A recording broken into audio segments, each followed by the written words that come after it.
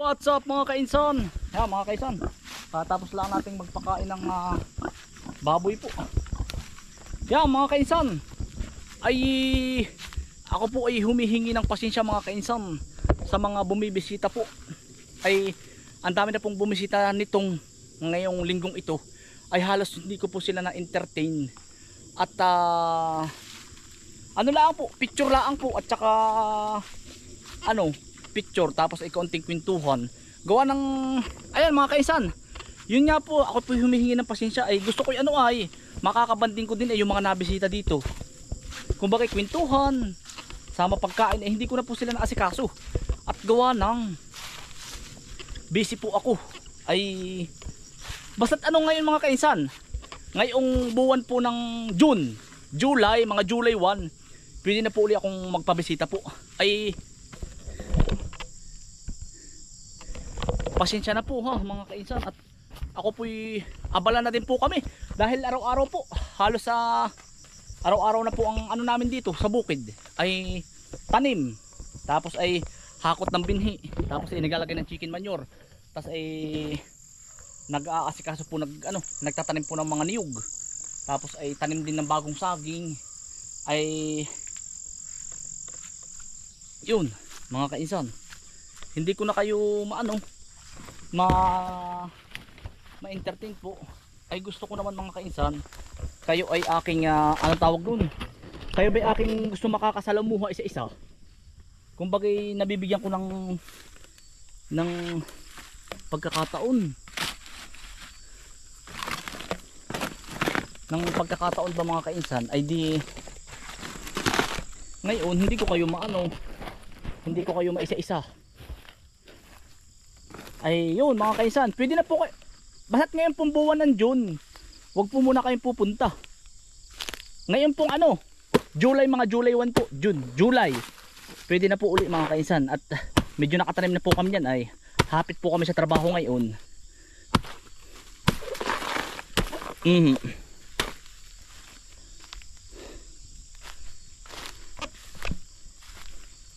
Basta't yun, palipasin lang po ng isang buwan, ay ako po naman humihingi na ng pasensya. At talagang pwede naman po kayong pumunta, ay hindi niyo po ako makakaharap po niyo ako mabilis, hindi ko talaga kayo makakajaming mga kainsan.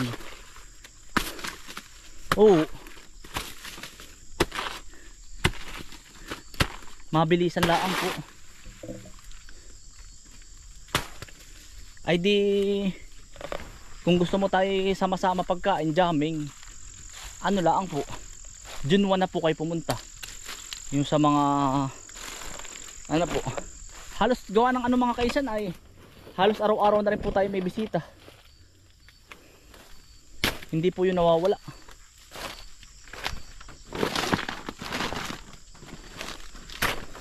Madaanan po namin saging, pinuputol na namin para po gumanda, para makabawi man laang. Hindi pa po kami nakakapagputol sa kabilang barangay.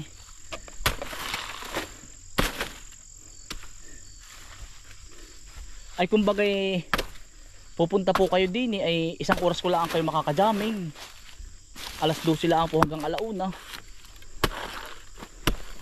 Ay siyempre nakakahiya din naman, at ganun layo ng ipinunta ninyo, ay hindi ko man lang kayo makakaharap. Ako po na may natutuwa mga kainsan, ako at pamilya namin, na marami nabisita dito mga kainsan.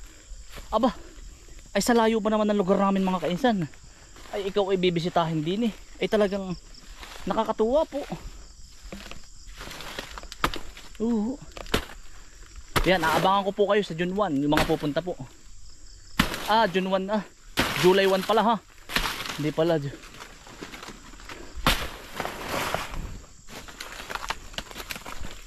July 1 mga kainsan, yung mga naka-schedule po.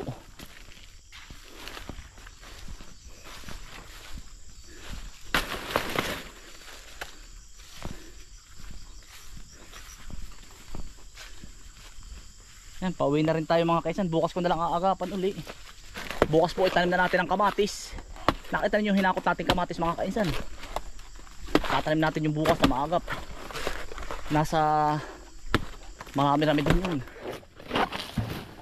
Tapos ay tatanim din po tayo ng sitaw.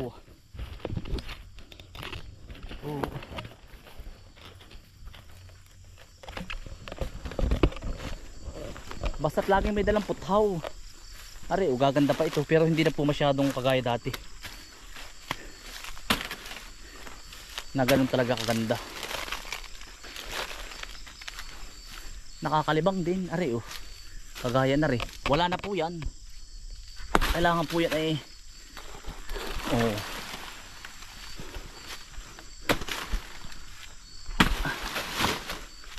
Alam mo yung mga kainsan ay ano?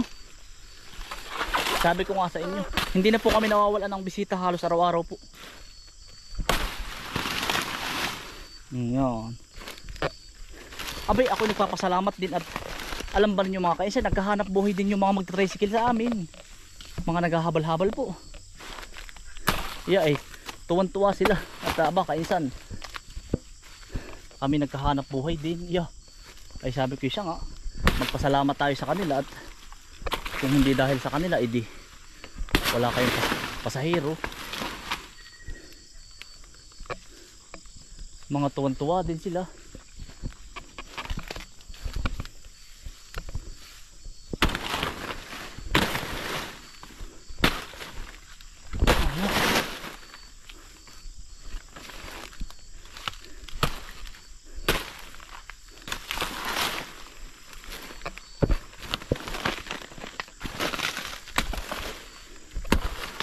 Tapos pag may oras inuuli ko din yung aking mga kamag-anakan po sa kabilang bayan. Inuuli po isa-isa kung anong sitwasyon ng binagyo sila.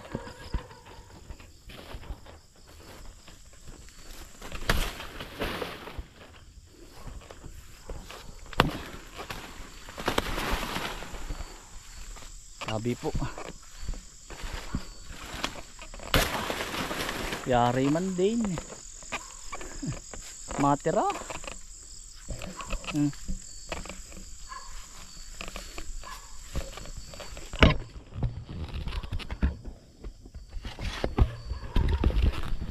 Matira mga kaisan. Mga kaisan, kita pauwi na rin.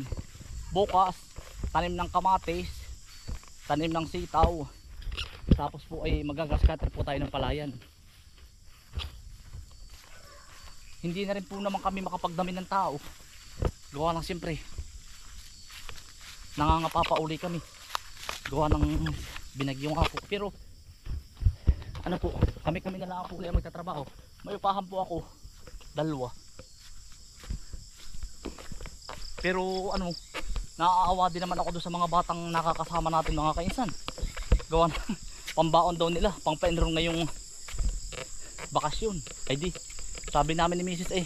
makakalusot yan, gagawa natin ng paraan. Siyempre mga pambaon din nag-iipon. Oo. Nadin yung ating kababatang isa, tayo inantay at nag-a-apply din po siyang magtrabaho sa atin. Sabi ko ako'y antayin din. Ay alam mo dito mga kaisar, sa amin kaya nung hirap nakahanap buhay. Meron pero sa isang linggo, sa isang buwan mga 5 bisis. Hindi ba yung talagang pang araw-araw po? Siyempre pag may nag-apply sa iyo, hindi mo naman matitiis. Kumbaga pambiling bigas, pambiling ulam, ay matitiis mo ba yun? Kung ang trabaho naman ay paitsahin, hindi mo dali matitiis, lalo't mga kababata mo. Mga kaisan, pauwi na.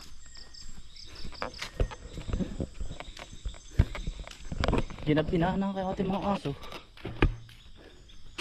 Kuliklik na po. Yan, happy graduation nga po pala sa lahat ng gumagraduate.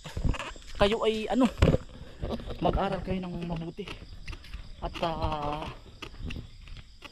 lagi ko naririnig sa Facebook ay diploma o diskarte. Diploma muna bago kayo dumiskarte mga kainsan. Kayo na may mga bata pa. Oo. Gawa ng iba ang nakapagtapos ay. Oo, hindi na makukuha sa iyo ay. Ikaw na yan ay. Mahirap din ang walang pinag-aralan, tapos ay yung mga pinag-aaral naman ng mga magulang na ang magulang ay nasa OFW ay mag-aaral kayo mabuti yung mga anak. Yun lagi ko sinasabi. Ay yun ay para sa inyo din. Ay naayong aking kababata oh. Yan. Patrick. Hala, Toy. O Toy, naibigay ko na, nandiyan na sa iyo. Patrick, ano malinaw ano? Na yung galon mo. Salamat Utoy ha. Oo. Ay, sa bayan na Utoy, gabi na.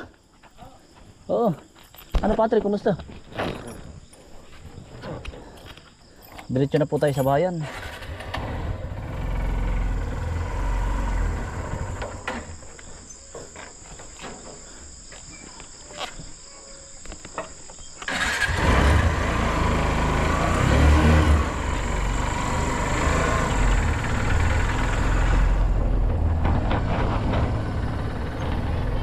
Pauwi.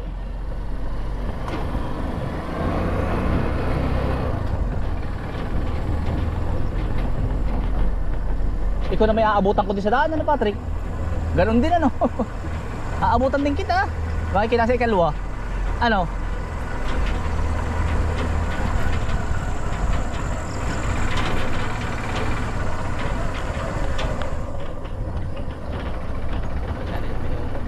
Hindi pa. Oh. Ako ya, pauwi.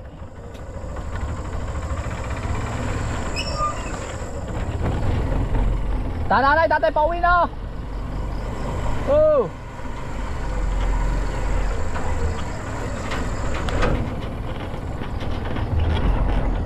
Nagmumotor ba kayo ngayon? Ha? Tubigan.